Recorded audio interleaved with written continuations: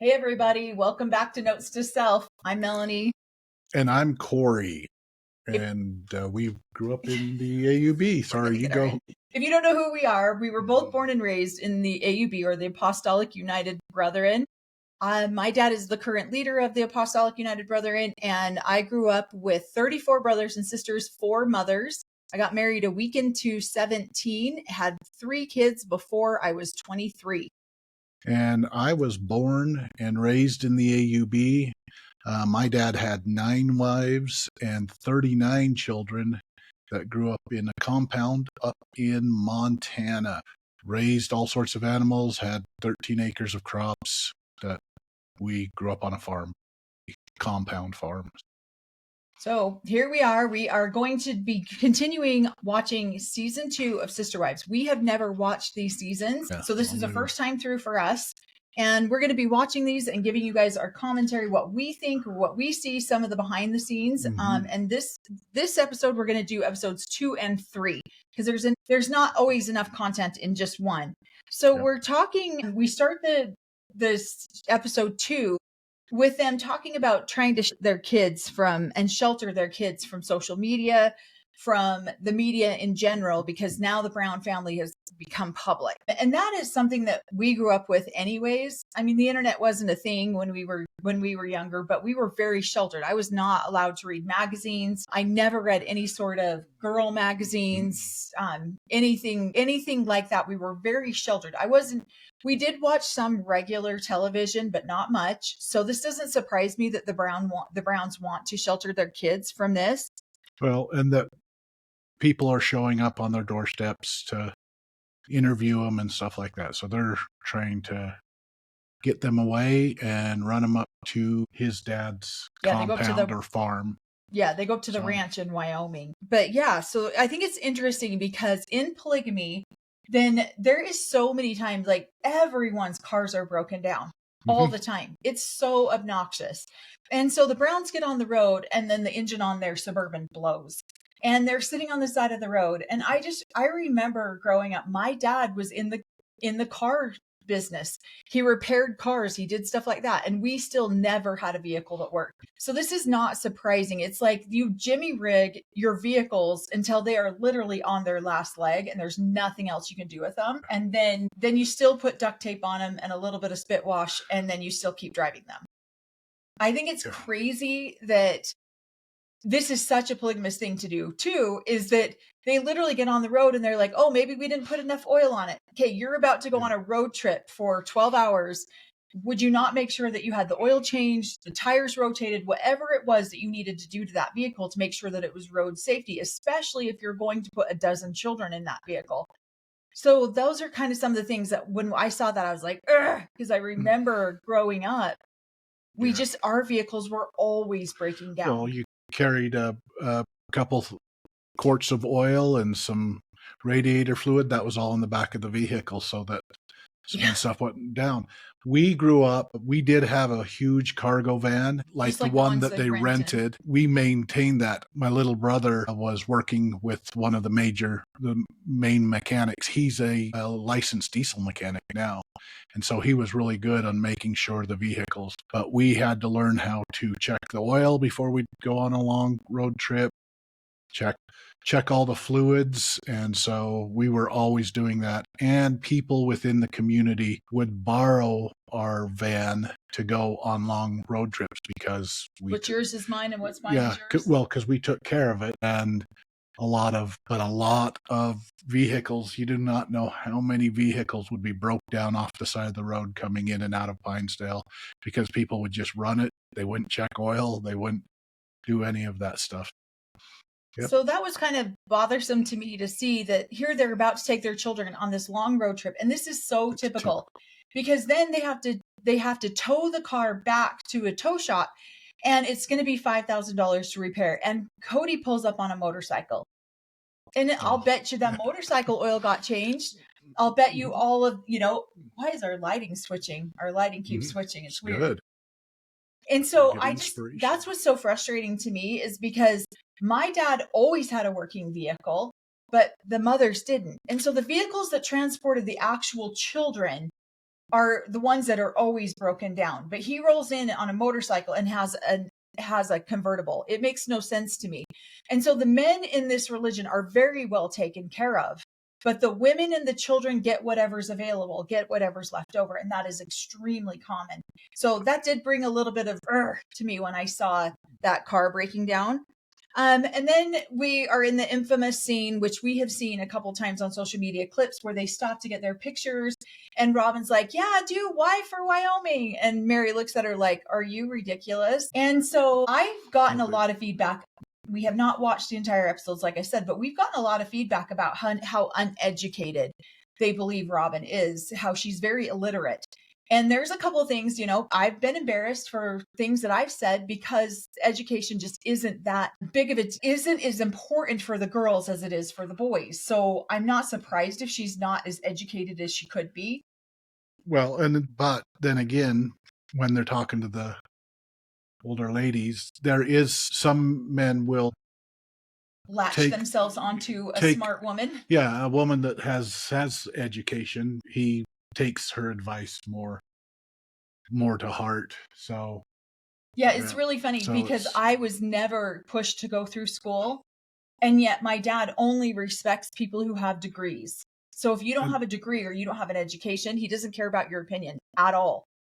But then he doesn't want his own children to be educated like that, or he doesn't push, especially not as girls. So I just thought that part was interesting. And there's a difference between they uphold women who go through and get degrees and stuff like that. They'll hold their opinion, but there's other women that have went to classes to study religion and genealogy and all that, and they uphold their opinion very, very high too. It's true. So if you're educated, it's a prize to get as a wife, an educated wife. Well, and she'll help bring in the finances way easier than somebody who's uneducated. Exactly. They talk about when Robin first comes into the family, if they see value in her, she wants them to see value in her. She doesn't have a job. Well, with the level of education she has, she's probably looking at like an entry level position into some company or organization, or a teller at a grocery store or a gas station or something to that effect, because women are just not educated. So it doesn't surprise me that little why for Wyoming happened. And I've had my share of very embarrassing things that I thought we're supposed to. People are like, Melanie, are you dumb? And I just, in my mind, it made perfect sense. But Cory got his GED spelling of as OVE, because it sounded like because phonetically oven. That sounded right. So, that was the only spelling mistake. I was so diligent. Sorry, babe, I threw you under that bus. No, I was so diligent with my spelling. I knew that I needed to work on it. So I was constantly. I have a dictionary to this day in my desk. I don't trust spell a thing, so I sit there and I'm very diligent on my spelling, but I overlooked the smallest of errors. The girl thought he was joking. Like, I thought I was kidding about this, right? Because I did all of my ofs as OVE. So right. It was kind of funny, but it's a good thing. I know how to spell it now. Education is not always encouraged in the polygamous community. Okay, then the two moms are speaking. It was interesting to watch these two ladies. Grandmothers. The grandmother. Oh, sorry. Yeah. Cody's mom and Janelle's mom are sitting there talking together. And it was really interesting to watch these ladies and the dynamics that they had. I always growing up thought Cody's mom was very secure in herself, but that was just my experience of seeing her and interacting with her and going up. I've been up to the ranch a couple of times, and just being there, she was always so friendly. And yet when watching this piece back, I could see maybe some of the insecurities that she had about Janelle's mom coming in, because she was very well educated and worked very hard. And not that Cody's mom didn't, because she absolutely did. She just worked she worked on the farm. She was the mother. She was the caretaker. Yeah, that's what she said. She took care of the kids while Cody's mom took care of Wynn. Yeah. Yeah. And I've heard, crap talking on the internet that it was meant in a sexual manner. And it actually, I don't think that it was meant in a sexual manner. I think it was very much meant in she was very well educated. She could hold very intelligent conversations. And so I kind of took it more in that regard. And she was a nurse. She was and medically. Cody's dad was elderly, getting more elderly. And so she took care of his needs like that. not in a sexual manner in the way that I've read some of the stuff online. Because I'm sure there is sexual excitement and stuff that goes on, but it's not taught. Right. The dogma within the AUB is sex is only for procreation. So. Right. Well, and a lot of times too, not always followed. There is a book out there called The Lonely Polygamist. And these men do get lonely. They do want to have intellectual conversations. And so when they find a partner that they can have those conversations with, it's something that they enjoy. And so they do want to have those intellectual conversations. The other house had all the loud kids going on, and he could go over there and probably have it more quiet and peaceful area of the ranch. So. Well, and one of the things that they talk about is Janelle, Cody's mom, Janelle, she talks about how she's the one who brought Wynn into the faith. And you will actually find that more often than not, that it is the women who start to research and start to look into polygamy and the principles of the religion, because they're very devout Mormons typically. I don't typically see people who come in that weren't Mormon first, or didn't have some faith-based religion first. And so they start to study deeper into the religion. They find about plural marriage, and then they're the ones who get their husbands to start looking into it. And at first they think, you get sold on all the beautiful blessings that you're going to receive. You don't stop and think about all the hard things that it's going to cause. And so these women are the ones who will say, this is what I think we should do. And then they get into it, and then they're like, well, wait a minute, is this really what I want? Because it's so emotionally traumatic for so many of these women. And so I thought that was interesting that they made that correlation, that most of these women are the ones who do start at least the conversation of, should we look into this religion? Should we not look into this religion? Another thing that Cody's brother, well, they were talking about when retiring. They're talking about how he's 75 and his body's broken. He's worked hard. And I'm not saying this doesn't happen in a lot of religions, but in polygamy, these men work hard. Some of these men, a good portion of the men, work really hard to take care of their families and try to support their families. And they're working the ranches, they're working the farms, they're working a hard day's blue collar wage type of work.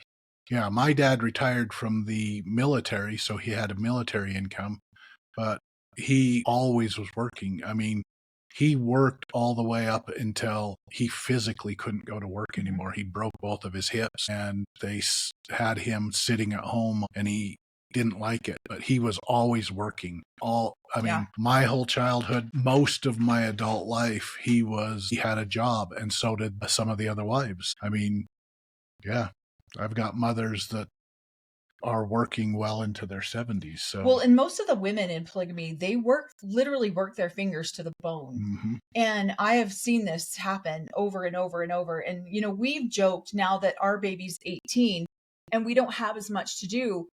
I feel if I don't have something to do and I sit down, I feel like I need to be working. I need to be doing something. It's something that gets into your psyche, that you should always be working all the time, or you're wasting time, or because idle hands are the devil's tools. Yeah. And so go ahead. We would get in trouble if you were just sitting and relaxing. Yeah. You would get yelled at. You would get in trouble. And so you didn't want to get in trouble. So you were out you would rather go and do some work that you knew the parents expected you to do than to be sitting idly there and them giving you a harder chore. So we were always out working, doing what needed to be done so that we weren't getting yelled at. Yeah. So. Honestly, I think I heard more times in my life, if you don't have something to do, I'll give you something to do. What are you doing sitting here watching television? You did not have idle time. So as when I would watch other people, I'd be like, what do you do with all your time? And they'd be like, I don't know, I read a book. What? Yeah. So yeah, we were physically labored a lot. And if my parents are around, me sitting around watching Sister Wives to get content, I probably got, what are you doing? But hey, Dad, look, see, I'm watching a movie and talking about it. But no, you had to physically be laboring. Yeah. So I really resonated with that type of hard work life. One of the things that I thought was really interesting, and I really appreciated watching these two women, Cody's mom and Janelle's mom, sit and really talk about their happiness that they've had. Because it's one thing when you're in the middle of it and you're going through it to forget the happiness. It's another thing to look back on it and remember the good times or the better times. And you're thinking, oh yeah, no. And then you share your wisdom. And so this is where the younger girls can get very confused, because they're like, well, wait a minute. These matriarchs are talking about how wonderful their life was, because it's easy to filter out the crap and the bullshit. Well, and I think they tell a lot of stories. She does the story about the spokes in the wheel, and a new wife coming in strengthens the wheel or the family. Those are, somebody had asked if we thought Cody and the family would still be together if it wasn't for the show. Probably. I absolutely think they would be. And the reason why is because they would, if they were running into difficulty, if a wife was frustrated, they would go and talk to these matriarchs or priesthood leaders, and these are the stories that they would tell them. We heard all of the stories about spokes in wheels, strengthening families, the greasy wheel or the squeaky wheel gets the grease. These were all stories that their matriarchs and their priesthood leaders told them to encourage them to stay strong, to endure to the end, because the blessings in heaven will outweigh all of the struggles that they're going through, and it will get easier to hang in there. And so when you're in a cult and you've got all the members around you encouraging you and telling you these wonderful parables to encourage you to stay in and to stay strong and to endure to the end. Ignore that blaring red flag and ignore this and ignore that, because those are just temptations, or those are just this Lucifer luring you away from the truth. And when I feel like that when they got onto the show and they were almost, in this episode, the parents are supporting them, but probably more of the community pushed them away or distanced themselves from them. And so then when those blaring red flags come up, they can actually sit and analyze it without somebody telling you how to ignore it or look over that blaring red flag. And so, yes, as they were on the show over time, things changed, their belief system changed, because they didn't always have the community around them convincing them what they were seeing was just a devil's temptation or the devil leading them astray. Right. Well, and one of the things I wanted to point out too is that these two older, matriarchs, I guess you'd call them in the group, in the polygamous group, they were talking about about how hard polygamy was when Janelle's mom entered. One of the things too is that she entered a lot later in life. And so there was a lot less chaos that was happening. They weren't knee deep in raising children. They weren't trying to step over each other's toes trying to raise children. They weren't hurting feelings. Children weren't as involved in the situation. So they weren't, I feel like when you have to start having small kids, you go through this period of life where you're just trying to keep your head above water. You're not in, I don't want to call it survival mode necessarily, because you want to enjoy your small children, but it is a form of survival mode. And then you got to add the layers of the complexities of having a sister wife and a husband and sharing and all of this other stuff. And other kids. Yeah. And trying to get the kids raised and having them live the gospel, all of these different things that these two women did not have to share together, because Janelle's mom came in so much later in life. So they still struggled emotionally. You could still see Cody's mom saying, yeah, I was really insecure. She was vibrant. She was happy. She was educated. And Janelle, well, her name is Janelle, Cody's mom. And here she is probably feeling a little run down. She's just raised a dozen children. She's, and Janelle's mom is a little bit older. So I think that was really important to see that, because so many women, when they come into relationships later on in life, they've gone through the shit and the turmoil and the hard stuff with another family, with another sister wife, and then they leave their husband and then they join another family, and they're just, it's easier to blend with them, but at the same time, they don't have the same level of bonding that the other members of the family have. So I thought that was really interesting to listen to their experiences. And Janelle's mom seems very centered and very sure of herself, which is why I can definitely see that's where Janelle got it too, where Cody's mom feels a little bit less confident and less secure in herself and who she is. And those are the ones that can get a little tricky in this religion because they are insecure. And I don't know if she was insecure. She never seemed that way when I ever met with her. So another thing, then Janelle and Cody, they go off and they're camping. I think that they were camping in this episode. One of the things no, that was it the third episode? Yeah. Okay. Well, one of the things that they're talking about is Janelle says that she hopes that if Cody were to ever pass, so when they were talking about Wynn passing, Cody's dad, and these two women will always have each other to fall back on because now they've become friends. And so Janelle was saying, I really hope that if Cody passes, we will stay friends. We will stay connected. We will stay together.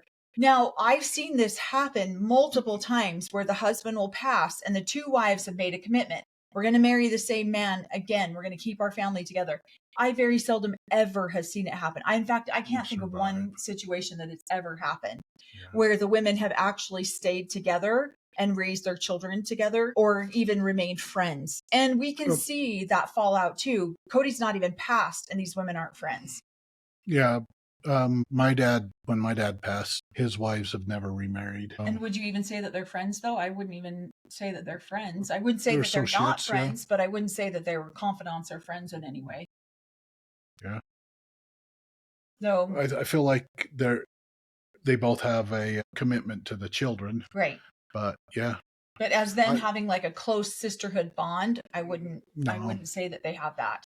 And you just don't see that very often. There's just too much hurt and too much sadness that happens in these relationships. And then when death comes upon it too, there's fallout from how things are handled. And so no, I don't see any of these sister wives ever staying. Like you see Janelle and Christine working together because their children are so integrated with each other. And they've actually found and fostered a good friendship. You just don't see that very often. Let's see. One of the things that we were talking about is the kids joking and laughing with each other on the couch. And I really appreciated that part of it because it was very similar to how I have been with my siblings. That's one thing I appreciated about Cory and his family is his siblings were very similar to my siblings. You couldn't tell who belonged to what mother, even if they were not biological children of the father. You could not tell who belonged to what mother, because we all integrated so well. And so I love watching. Joked and had fun and made fun of everybody equally. Watching Madison give McKelty so much grief for climbing on a horse and getting bucked off the horse. Yeah. It's interesting because growing up the way I did, growing up in Pinesdale on the farm and all of that stuff, this episode, season 2, episode 2, that's how we grew up. We grew up. It's a hard life. Yeah. When people would come up from Utah to visit, they were city slickers. They would come in and it was like the rest of us were always working. We knew how to use the equipment. These guys had been living in the city and it's like, oh, be careful. Somebody's going to get hurt, but don't start that chainsaw. But then it was like, well, that's how they've got to learn. That's how we learned. We got hurt. And so then I found it super funny that she gets hurt and they're like calling around, checked her out, make sure she could walk, no blood, some bruises and stuff. Let's take her to a chiropractor and get her adjusted. That's how we grew up too. Yeah, you didn't go to the doctor. I got hit by a pipe, cut open my eye. I was so scared because when it did, it broke my glasses and I thought I was going to get in so much trouble because I broke my glasses at the time. But they stopped the bleeding, put a butterfly bandage on it, and then took me to a chiropractor to get adjusted, make sure that there was no bones broken and do that, and then kept an eye on me. But I got hit straight in the head with a pipe when I was younger. So and that's how it was. If you couldn't move or if there's a broken bone, then they take you down to the hospital to get it set. Typically it's because you didn't have medical insurance. Yeah, either. Nobody did. And so unless your mom worked and then you were on your mom's medical insurance, then you would. So we did have medical insurance most of the time growing up because my mom worked full time for major companies. And so we would get the medical insurance that way, but not everybody had insurance. So you just didn't go to the doctor for that kind of stuff. We had insurance too through Dad's VA. There was a deductible on it, and he had Right. it. So they didn't want to pay a deductible.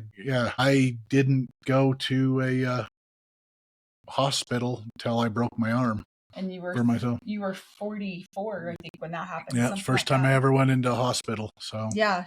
So that was kind of interesting to watch that too, because it's so familiar to us. It's how I grew up. And so all those city slickers were coming in, and somebody was going to get hurt because they were goofing around. The other interesting thing I saw in this episode too is they get up there on the ranch and they get comfortable in the way that they have been raised. So you're seeing a little bit of behind the scenes of how their family was functioning at the time, where Gwendolyn comes running up at the horse and he yells at her, get back right now and everything. And then he kind of looks over at the camera. I forgot they're filming us. But yeah, it's that sharp yell. One of the grandmas yells at all the kids, and most of the kids just stand around like, oh, grandma's yelling again. But Robin's kids are not used to that. They're just coming into that family. They're not used to the aggressive, the yell. That's how we grew up. That's it. If there was some yelling going on, you knew somebody was getting in trouble. You're just hoping that they weren't yelling in your direction.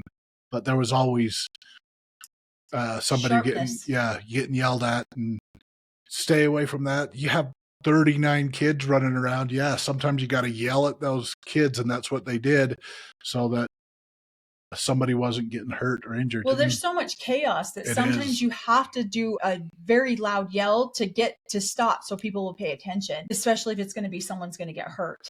And so I thought that was interesting to watch that too. Yeah. And good on Robin, honestly, for having kids that, I mean, we were talking about this earlier, that they probably have very calm nervous systems because they're not used to the yelling and the loudness and the chaos. But at the same time, was that a hindrance later on in life? Because later on in life, can they cope as well with things that the other kids can cope with? Do they have as many different mechanisms to deal with the trauma and the chaos that ensues when you live this lifestyle? When you have 50 kids running around, there's just no way to not have chaos. And my dad could yell if he wanted to, but we all learned how to whistle. And so don't do that. Yeah. He whistles so dang loud. Yeah. So that's what you would hear. If you heard that whistle, that was Dad or my older brother. That was an instant, okay, stop, pay attention. So turn. Yeah. So. Yeah. And I thought it was funny too. So then the moms start talking about how Cody and the wives went public. And she was just saying how proud she was of them because of how honest they're being with the world. And I wrote that down because I thought that was really interesting. We have talked about this a lot. A lot of people feel like the Browns have misled the public or lied to the public. And I have said I didn't think that they did. I feel like they put their best foot forward. They tried to make it look like what the idealistic way that polygamy is supposed to be lived. And it's never lived like that. It's never that idealistic. And so I thought that was interesting that she believed, and they do believe that they were being honest about what they were portraying to the public. But it's really just the best parts of the lifestyle. They don't go into the nitty gritty, dirty stuff. Yeah. And stuff that the public, in their opinion, doesn't need to know or understand. Right. So because that stuff is sacred, and the public don't get to look into that part of their life unless they want them to, in a blessing here or there. Yeah. So, and then I thought it was funny. They go to this big rock and they're rock climbing, right? And the exchange between Janelle, Christine, Robin, and then Logan is standing there too. And Robin is losing her mind because these kids are climbing up on this rock and yelling at the kids. That's why I'm like, why were they surprised? Because they probably were surprised that somebody else was yelling. So. Well, and then Cody's telling her, oh my gosh, Robin, they're going to be okay. And if you hear, she yells at Cody really loud. And I was a little bit shocked by that. And I'm sure the other wives were very stunned by that too, because I could feel and hear the desperation in her voice. She's genuinely terrified her kids are going to get hurt. And then Aurora comes down and she says something along the fact, my mom just loves us so much. She just wants to make sure that we're safe. You can see the programming right there. You can see. They're using those terms. Yep. That their mom is constantly repeating in their head. So Robin suppresses anything that her kids want to do and then says it's all in the name of love. It's all because I love you and I don't want anything bad to happen to you. And then they start to incorporate that and they're like, no, my mom really loves us. She just doesn't want anything bad to happen.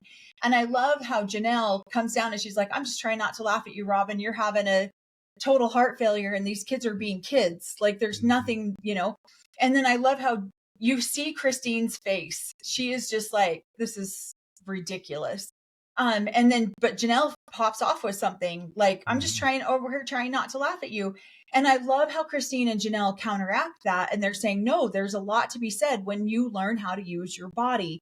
When you learn, and in this religion, you are not allowed to learn how to use your body in so many ways. You're not allowed to go to dance. You're not allowed to go to gymnastics. There's so many things that you don't get to do to learn how to use your body. You get to go to work. You get to go work on a farm. You get to learn how to dig and shovel and do that kind of stuff. And so I thought it was really fascinating when Janelle said that and Christine counteracted that, because the way that Robin has it set up from what we can see, her kids are just sedentary. Like, what do? Do they go to school? Then they come home and then they don't do anything. They don't know how to. Everything's dangerous out in the world. Right. So that's she took the big scary world to a whole nother level when it comes to that. Okay. But one thing it did make me kind of feel a little bit nostalgic about is watching them be on this big family outing. We used to do that as kids, but my parents were not as safe. And my dad used to rent, we had land about 3 hours away from our house. And my dad would take us, we'd go down there every year and go camping at our cabin. My dad had a cabin and he put us in a cattle truck and he had all of his children. And you guys were 10 cow wives. We were, and we rode in a freaking cattle truck. And the kids would get up, we'd climb up on the luggage, and we'd look out the windows on the side of the cattle. I can only imagine what people on the freeway thought about us, because instead of having actual cattle in this truck, they've got little children and their little fingers like poking out of what the hell? But that's how we drove to the camp out. The camping place several years was in this damn cattle truck. But as a little kid, I didn't know. I mean, yes, I obviously thought this probably isn't that safe. We're all just running around the back of this truck with all the make sure luggage. Nobody falls out. Right. And no, he locked it from the outside. You couldn't get out. Okay. No, it had like one of those big crowbar things that you tipped over. Yeah, nice. I know this is probably the most horrible story I can tell. But as a little kid, it was so adventurous, and we thought it was so great. And we were going to the family cabin for a week, and I watching this scene with them out there doing these family vacations, yes, they were hard vacations. Yes, you starved sometimes because you're feeding 30, 40, 50 people all at once. But there were still very good nostalgic memories that I had too of sitting around the campfire doing hot dogs. That's one of the things I wanted to bring up too. And they made all the food, and they were saying everybody eats the food we put in front of them. We just want to make sure we make enough. With 39 kids, you'd make tons of food. Never had leftovers. And never had leftovers at all. And the other thing that I remember, and this was how we grew up, the workers, she says, hey, the workers get to eat first. And that incentivized you as a kid you wanted to be a worker. You wanted to be out there doing the work projects. That wasn't just our family thing either. That was the community when they'd have these big community work projects and all the women would bring food to feed everybody afterwards. The workers would eat first and eat as much as they wanted first. And then you as kids and got what was left over. And so you wanted to be a worker so that you could get a good amount of food to eat. And so this was also one of those things that incentivized you to be a worker. And it was great that we worked hard. We had a good work ethic and worked hard, because then you got the food too. So, and I thought it was interesting that the first people in line were Robin's kids, because they didn't understand that. Yeah, they had never been Yeah. That, so. And so the first people standing at the table waiting to be fed are Robin's kids. And Janelle, Janelle's mom's like, nope, back up. We're feeding the workers first. So I thought that was interesting because that's not probably something that they were accustomed to at all. And when they're starving, and their mom feeds them first. You don't feed anyone else first. Like, what are you doing? Which is good. I either way, I don't have an opinion either way. I don't think it's bad either way. They were but it's just funny because they're just not used to the culture of, hey, wait a minute. If you've been out working all day, you're the one who gets to be fed first. And you get a healthy amount. You could have, those guys were usually heaping the plates. And then if you weren't a worker, then you come in and take a smaller amount and then hope that there was leftovers. We as kids grew up, it's funny too. Never had leftovers. Yeah, never leftovers. They ate what was in front of them. Yeah, because if you didn't eat what was put in front of you, you starved. And so we didn't have you didn't get the luxury of saying, I don't like this. I'm going to the fridge to get something else. We didn't have that luxury. It was interesting because she's putting away food, stuff like those are the food storages we had. And they would bring out a meal. And if you didn't like that meal, then you went hungry for that night. Yep. And so to wait until the next meal. And if you didn't eat it, somebody else was going to eat it. We never had even some of the worst food. You just ate it. And so it was great. Well, and then we end that episode. We went way longer than I thought we were going to go on episode 2. But we ended that episode with both of Cody's mom and Janelle's mom talking. And I thought it was very endearing, the way that they're talking about each other. You can tell that they have a genuine love and affection for each other. And I've seen this with the Brown sister wives too. I've seen it with, when Mary and Christine get together at Gwendolyn's wedding shower, and the way Christine hugs Mary, and she's sad, and because she has a direct affection and fondness with Mary, not in a sexual, gross, deviant way that people want to portray that, but it's in a very caring, because she genuinely cared about her as a sister.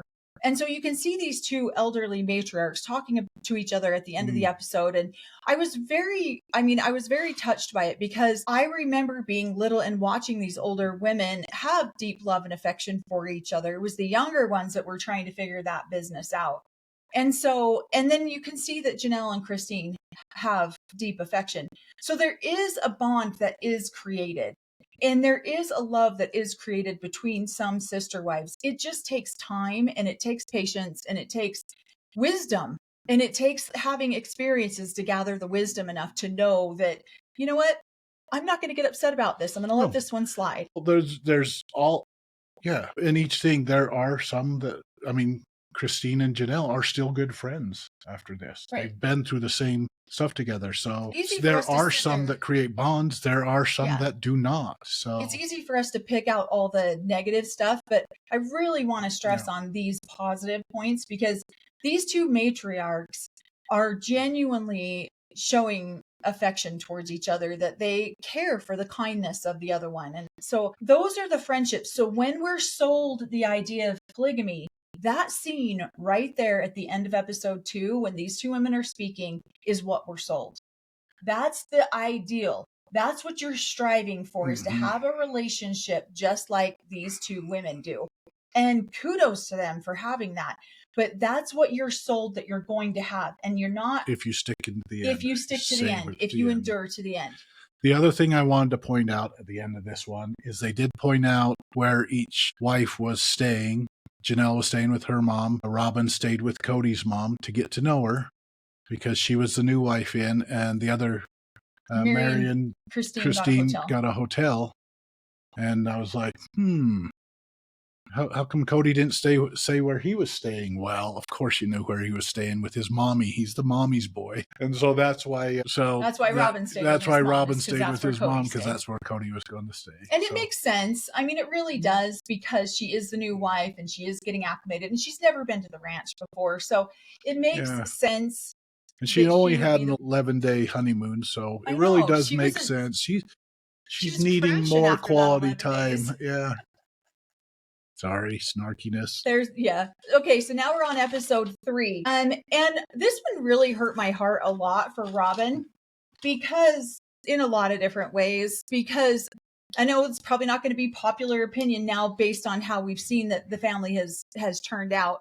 But in this episode, my heart really goes out to Robin because she's coming into this established family.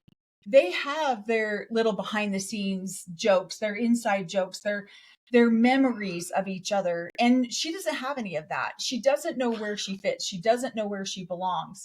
What's the smirk? She's going to make those up, but at that moment in time, in this episode, yeah, you can see she's kind of wanting to be included, and so. Well, she almost has to go through like this rite of passage because Christine had to go through it with Janelle and Mary. Janelle talks about it where she had to go through it with Mary too, and we'll get into that a little bit deeper into this episode. And it's almost like this rite of passage where you have to figure out, where do you fit in? Where do you belong? Where is your value? And so I definitely, my heart did kind of go out to Robin about that. I thought it was interesting. They're talking about paying the bills and she's like, what do I do? Just put the bill on the counter? And this is what I was telling Cory. I cannot imagine joining a family without a job. I would never, ever do that. And what's interesting is Robin and my dad's favorite wife are so much alike. My dad's favorite wife joined with 3 small children. When she joined the family, she worked night shifts, and she often would leave her children at home by themselves at night and have the neighbor next door come and check on them, and then she'd put them to bed. But when she started courting my dad, us older girls would go over there and spend the night with her children. The minute she married my dad, she quit her job and didn't have it. And now my dad gets to support a whole nother household with 3 little kids. And put the bills on the counter. Yeah, and put the bills on the counter. Like, it's like, oh, come and spend the night. Instead of leaving me, just leave the cash on the counter. I can pay that bill. It feels like prostitution to some degree. Well, and then this whole episode, I don't know. I understood this episode too, because Christine and Janelle were more like 2 of my mothers. Yeah. That grew up. Women, it was their job to make sure. I don't know how they did it. 39 kids, 9 wives, a dad, and they each got, each week they got $100 for cooking. The cooking week was $100 that they could go get stuff that they needed to cook for the whole week.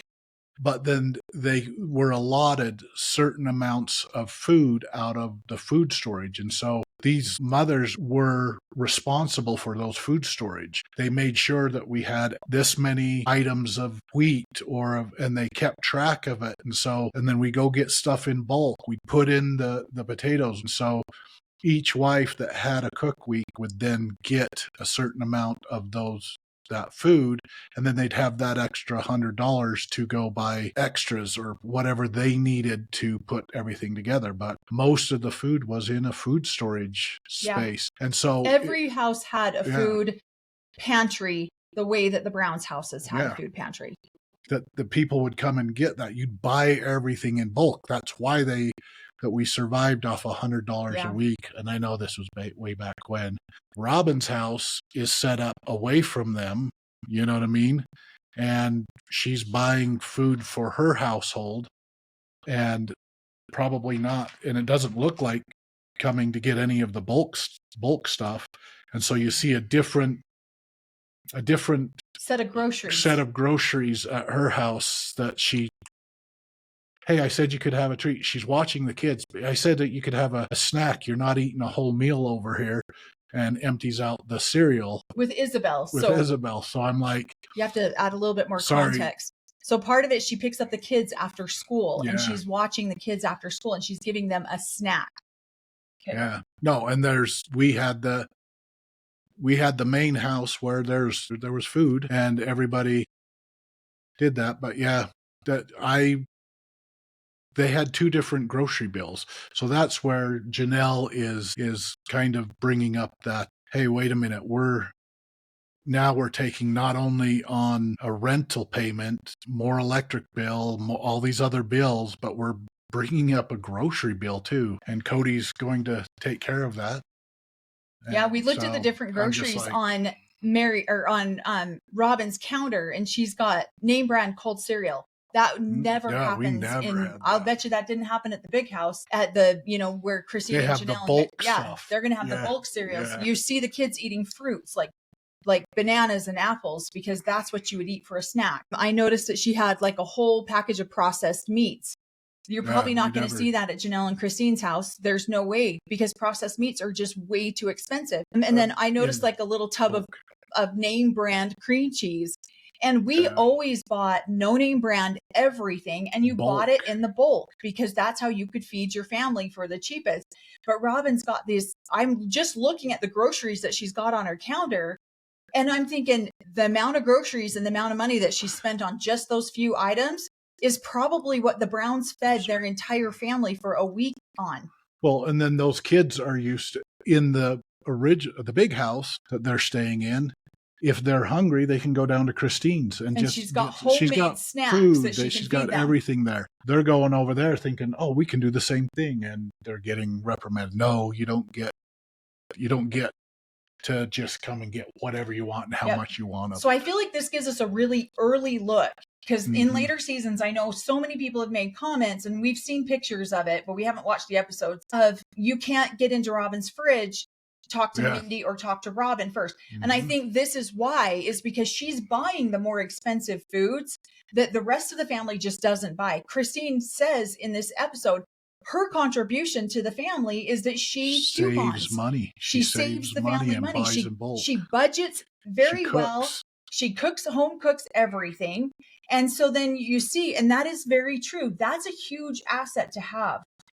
When you have a wife who's extremely conscious about the grocery bills, because groceries can eat up a huge portion of the budget.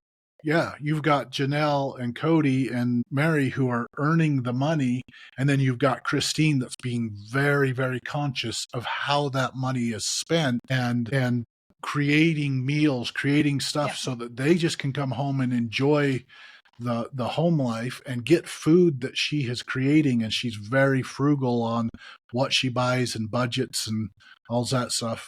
And that's where Janelle's basically saying, behind the scenes, I would say, I'm not seeing that. Not only are we covering a new mortgage bill and utilities, but we're covering a grocery bill probably over there. The whole family could probably have survived off. Robin's grocery bill with that kind of food is probably equal to what Christine spends. Logan comes home from school and he's like, you have any snacks? Oh, yeah, we had hamburgers. Yep, homemade hamburger buns. And so that's how Christine really tries to contribute. And we're going to talk about this one a little bit more just because this is such a fundamental part of polygamy. Mm-hmm. It's such a fundamental part of, Robin doesn't want these kids coming over and eating all of the snacks or the name brand foods, good stuff that are things that we would never have gotten, and we do that even with our own children. I remember we went out a couple months ago and bought couple $100 worth of stupid snacks because we have a teenage son. Well, he brings his friends over and they eat us out of everything. And I was like, what the hell? That was $200 worth of snacks. And there's no way, like, we weren't going to replace it at that point. Yeah, you and your friends probably shouldn't have downed all that food. So there's just food on the counter. This is something that normal, average, monogamous families don't think about. And they don't stop to go, oh, processed meat is a luxury? Yeah, processed meat is a luxury. You buy it, and Christine and Janelle even said that. We buy meat by the half pound. We buy it by half a cow. They're buying a cow. They're putting that away. They're doing stuff. You just don't go get sliced meat out of a deli. Absolutely not. You don't get cream cheese in a container. If you go get cream cheese, you go to Costco and you get it by the big blocks and then you cut it down and you make it smaller. But when you're buying a tub of cream cheese like that can run $4 or $5 a tub, that's 10 pounds of cream cheese at the bulk store. So this scene was really big for both of us. We both compared it because I was like, look at the groceries on our counter. Name brand cereal? Absolutely not. We were eating oatmeal. We're eating mush. We're eating bananas. We're eating toast. Homemade bread on toast, toasted that way. You see some of the older girls as they're talking, they're eating the mush and the stuff we grew up in. And then, then they go over to Robin's house and you've got the cold cereal. And then she's limiting, you don't get that much. You don't get that can I have much, a yeah. snack? And she goes, yeah.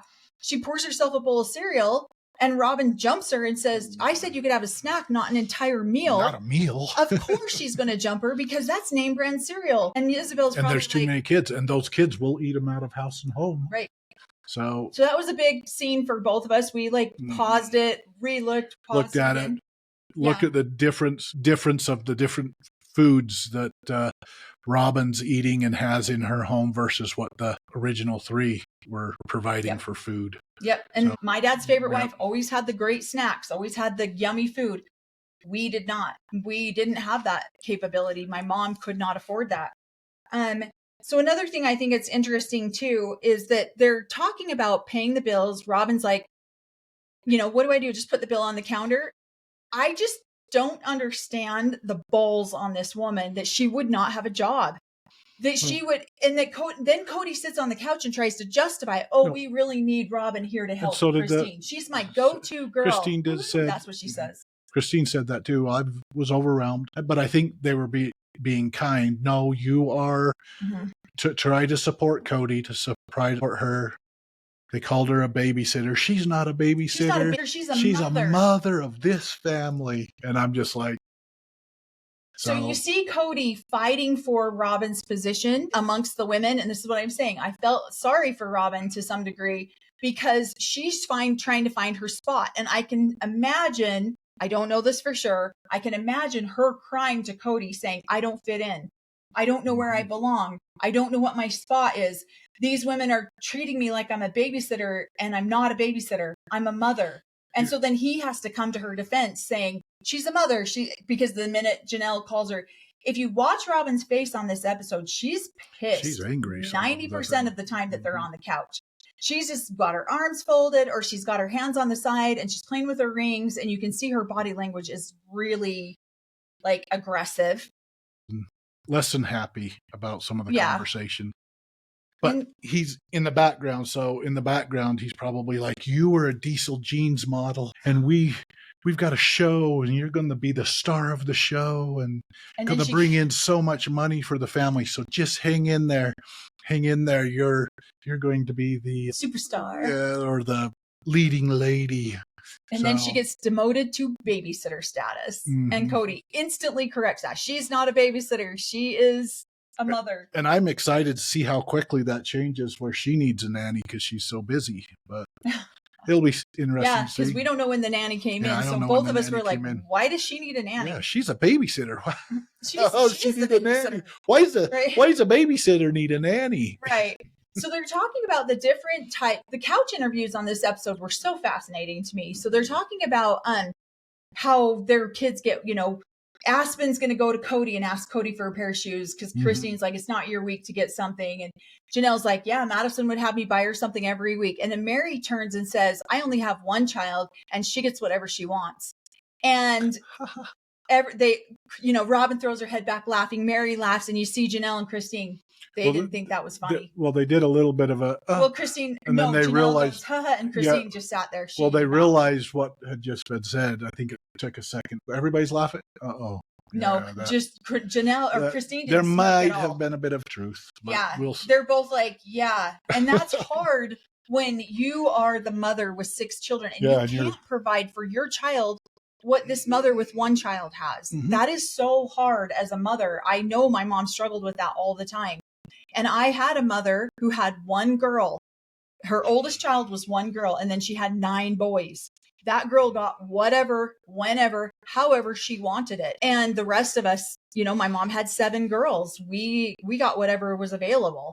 And so I understand that angst that Christine probably felt in that moment, and even Janelle when they're like, and because Mary throws her head back and goes, no, just kidding. And they're like, yeah, no, you're not kidding. That's true. And so you'll see a lot of that lopsidedness, I guess, if you'd call it. Like it leans heavily on the side of Mary's child because she's the only one. Well, and there's something to say about being one of the older children. You're growing. So my brothers all give me crap growing up because I was the oldest of my mom. So when she'd go buy something new, it was because I was growing and needed something bigger. And then whatever I wasn't fitting anymore handed down. And so a lot of my younger brothers and sisters got hand-me-down everything, and I got the new stuff. The brand new stuff? Well, and it wasn't brand new either. It was from the thrift store. But Mom would go and she didn't buy us thrift store underwear, so she'd go get a package of underwear. But my brothers would get me the hand-me-down underwear. So I know. I'm sorry. No, they give me so much. You were the spoiled. I was the spoiled. Never passed down from child to child. Yeah, I was a spoiled training one. Panties. Like if they're like potty training panties, that's a little bit different. But we had no choice. So. I know. Well, and so if you wanted to wear underwear, then you would take the hand-me-down underwear. Well, and that's the problem. We just didn't know better. We didn't know we did not have that option. Well, we didn't have the option, but we didn't know that we could argue about it either. So that one of the things that Janelle's talking about is that she's the primary breadwinner and Cody's the primary breadwinner. Mary worked a part-time job, and Cody's just like, I don't know how we are going to squeeze out the finances month after month. And Janelle's like, somehow it always seems to work out, but we don't always know how we're going to pay the bills next month.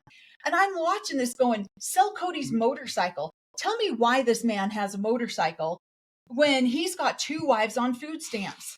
Priesthood holder. I know. Priesthood holder needs some stuff too. Oh my God. It literally blows my mind. And then he's got a convertible car. And he's got 2 wives on food stamps. He's got Robin on food stamps and he's got Christine on food stamps.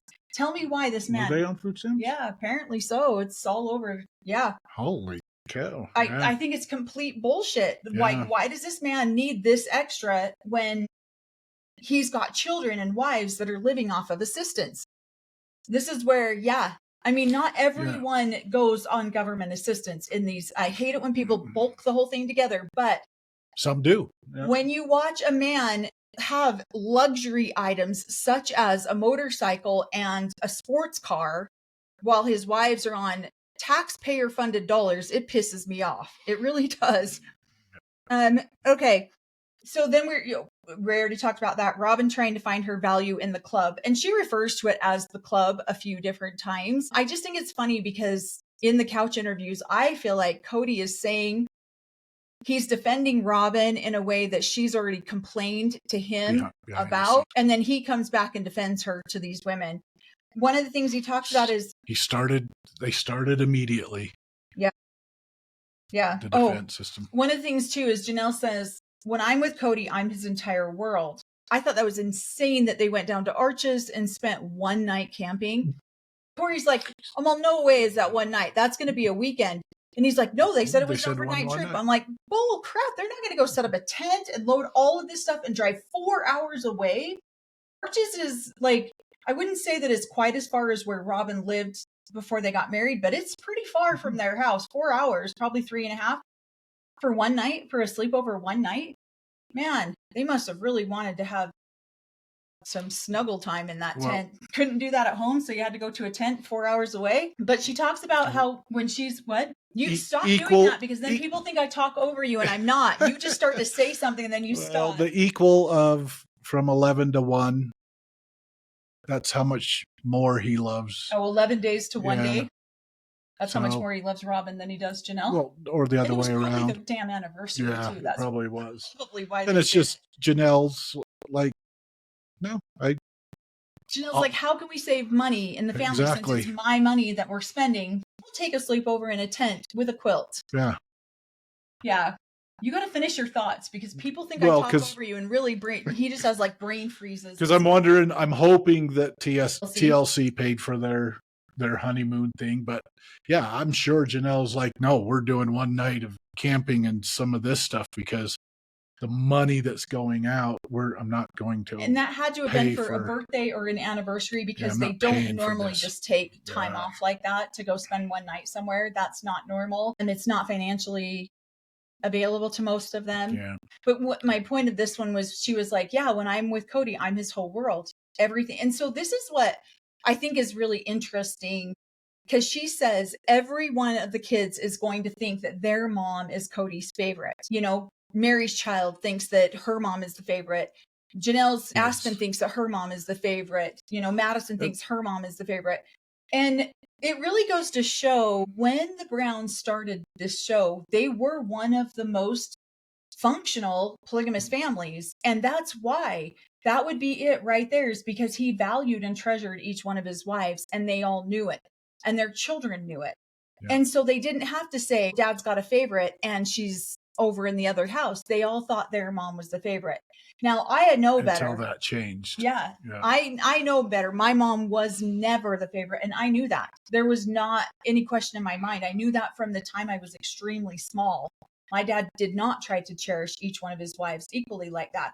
So I do want to give Cody some credit for that, because that is why I had said to my dad, if anyone can show how polygamy should be lived, it would be the Browns, because this is what they, they're so good with each other. So this is why I really wanted to point that part out, because this is why everyone thought they were so functional.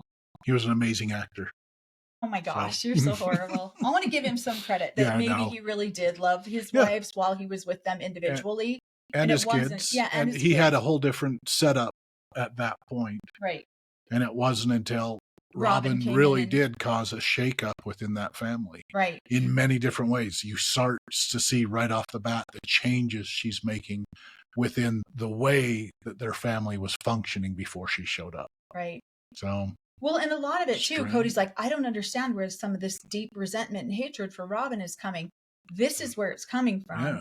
Because these children used to look at their dad next to God almost, and that he adored their mother. He loved their mother. He treated their mother with love and respect. They all believed their mothers were the favorite. And that changed when Robin came in. And so who do they want to blame? They want to blame Robin, because Robin's the thing that changed that. And they don't they love their dad. They don't necessarily want to blame their dad for changing his behavior. They blame Robin for making their dad change the behavior. And now maybe as they're adults, they'll see it a little bit differently. But when you're a child and you see that happen, you look at what caused what changed and what caused that change. Yeah. Robin changed, and that's what caused the change. So that's where the resentment and anger can come from.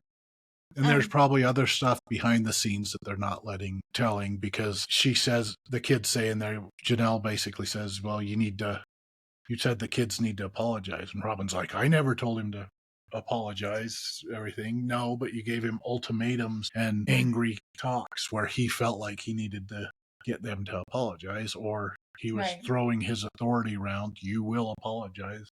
You're the big authority priesthood holder. You should stand up for this family and for your wives and whatever. Sure. Private conversations they had. So, yep. So one of the things, we could just have a couple more things and then we'll wrap this episode up.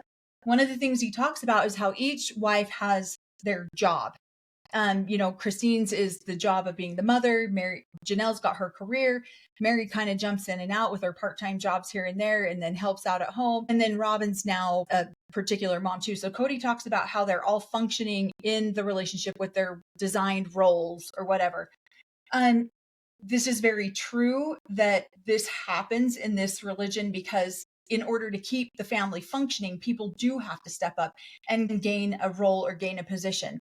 Where this can get sticky is when you get stuck in a role or a job that doesn't align with who you are. And now you're stuck and you don't know how to get out of it. And then resentment starts to grow and anger starts to grow. And how come my sister wife gets a career that she loves, but I'm stuck over here doing this? So I love that he pointed out that they all have their functioning jobs to make the family function. But he doesn't point out the flip side, that sometimes women get stuck in these positions and there's no way for them to get out. And they don't know what to do to get out, because if they don't, Robin makes the comment, if one of them went away, the family would notice, because that's how they would have caused such a hole in her position or her job that everyone would know if Christine went away. And she's like, I want to get to that point where everyone would know. If everyone would say, oh, where's Robin? She's like, right now, if I disappeared, nobody would even know. And so, but the flip side of that is these women get stuck and then they can't get out of these positions. She does not seem she's being the babysitter or helping out there because she wants to show. I think she's trying to get her foot put it in there, but she's talking with Cody too, but she does not want that. She's doing that just out of courtesy right at the beginning. Oh, yeah, absolutely. She's not going to maintain that. Yeah, she's frustrated. No. picking up kids. She's not a babysitter. When they joking about she's a babysitter, she's ha ha ha, but it's more of an irritated ha ha ha. Right. And then he's jumps in, she's a mother of this family. And so I think that's where she is definitely, okay, I've got to, whatever it's going to be, but I want Mary's position. So she's focusing I'm the family photographer. I want Mary's position. Or I've had a million comments on our video of people saying, oh yeah, wait till Robin takes over the family photographer position because she wants to take that from Mary. Yeah. And you'll see that happen a lot. One of the things too that frustrated me when Cody said that, she's a mother. I have heard this so many times. In fact, even just recently, I've heard this. I have an older brother whose mother passed not too long ago, and one of the other wives came out of her house barking at him, all upset, and he's emotional. His mom is on her deathbed, and he barked right back at her, and my dad was like, you will not talk to her like that. She's one of the mothers. And my brother was like, absolutely not.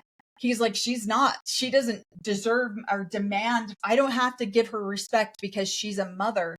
I give her respect if she earns it or she deserves it. And she was not earning it or deserving it in that moment. She was barking at him, and his mother was literally on her deathbed and passed a few days later. And so I get a little annoyed when I hear that phrase. She's a mother. Like, she's not demanded or owed respect because of that position that she holds. That kind of pissed me off when I saw that part. All right. So one of the things too, is that it's funny. There's these little things that sister wives do to create dominance over another sister wife. And this will happen a lot. And so in this episode, Janelle's talking, and it seems to me like Cody's primary love language is physical touch. He enjoys the physical touch. He wants Janelle to kiss him in public. He wants, he's always has a hand, typically will have a hand on one of the wives while they're talking, but they've all made an agreement to not physically have affection in front of each other because it's hard. You don't want to watch your husband go over there and kiss a wife goodbye. Well, Janelle's talking about when she first came into the family, Mary asserted her dominance over Janelle by kissing on Cody all the time. And she was always touching him and kissing him and hugging him in front of Janelle. And that made Janelle extremely uncomfortable. So she says in this episode, she backed off and didn't show affection towards Cody. And Cody was like, I need her to kiss me. I need her to show affection to me so that I know she still loves me. This is sometimes our problem. Cory's primary love language is physical touch, and mine is not. And so sometimes I don't like to be touched. And so it's and he's like, too bad, you're hugging me anyways. And so, so I thought it's annoying. Touch. I know I'm like, and he's all, and he will do that. He will literally be like, or he'll stand right next to me. I'm not touching you. Am I bugging you? And so I think that there's certain wives that will come in and assert certain little things that are just like, look, I'm still in charge. And we're seeing these things start happening with Robin right out of the gate. We're seeing that happen with Robin where she's like, Cody, you need to remind these guys I'm not a babysitter, I'm a mother. Cody, you need to tell them that, Cody. And so she asserts her dominance over the other wives by making Cody do the dirty work so that Cody looks like the bad guy, not her. And then Mary was asserting her dominance over Janelle by making out with Cody all the time right in front of his new wife. And so there's these little things that you'll see. I even see Janelle do it where she's like, well, this is, yeah, she came in, we're going to have to feed an entire family. And she says all of these things. And Robin's already sitting there like, oh shit, do I belong? And then Janelle's like, yeah, well, you're a financial drain on the family. So what do you want to do? So does Janelle mean it like that? She's just telling the truth. This is stressful to us. This is, we had a system set up. We have this system of taking care of the stuff, and hey, come in and be more than a babysitter. Yeah. Don't come in here and pull financial. And then Cody defends her and says, Robin said to me a couple months before we were married, I can't come into your family and be a financial drain on your family. Well, she did. And she obviously didn't have that hard of a time with it. And so she's getting food stamps. She's probably getting child support. So she did have a couple of different sources of income. Was she contributing that? Maybe that's how she bought her sliced deli meats. I don't know. I doubt any of that was contributed to the main family. That was so that she wouldn't drain the family as much as she could have. So could have kept that money on the side. Yeah. I don't know. I don't know. She definitely had some of that financial resources coming in. I was just scoffing as I watched this episode of one family eating cereals, things like eating the way we did growing up so that they could take care of that many children. Right. And then she's over there with different kinds of foods. Those kids were coming over, seeing some. I remember being the grubby little polygamous kid going over to somebody else's house, saying, "You got that food? Can I have some?" Well, you're going to if they say yes, you want that whole bowl. You want to eat a little bit different because you don't hardly ever get that kind of food, and so. And it's not that the Browns didn't take care of their children and feed them properly. That's not it. It's just you definitely did not get the name brand sweets and stuff. You homemade that. You didn't get the Twinkies and the ding dongs and the donuts. You didn't get that. You homemade that stuff. And so you didn't get the sugar cereals. No, we got cakes, the homemade stuff. Nothing came prepackaged in our family. No, everything was bulk. Nothing. You don't buy processed foods. You don't buy prepackaged foods. I mean, everything is bulk. And so that was just really interesting. I thought how sad for us that here we are, like watching just a regular show and we're pausing it going, "Oh my God, do you see the food on her counter?" Like it felt a little like nitpicky, but at the same she's already the favorite. She's already like, how does she food this food? And she doesn't think twice about it. Yeah. Christine would never buy. I can't imagine Christine ever going to the store and buying a tub of cream cheese like that. That would be out of range. So anyways, hope you guys like this. This is our recap of episode 2 and 3. We'll drop probably at least 4 tomorrow, if not 4 and 5. Let us know what you guys think. Ask questions. Drop them in the comments. If you guys have a question that seems a little bit more and we want to make a video about it, we'll screenshot that. And we're going to be making a video here in a couple of days answering a lot of those questions. So if you guys have anything like that for us, just drop them in the comments. If you have any suggestions of anything that you want us to watch and then talk about later, we're happy to do that too. We're going to try to bust through season 2 this week and get it out by the end of this week. Yep. So, anything else? No. Season 2, I hear, is where they kick the dog, so I'm excited to see that. Gosh, are you serious? Give a rude comment on it. Yeah, I guess season 2 is where, and I've seen the clip, but I want to see where at in season 2. What the whole story is behind the situation. Yeah. Look at that. So you got an upgrade on our system. We're so happy about it. So, okay, thank you guys so much. We'll see you on the next recap.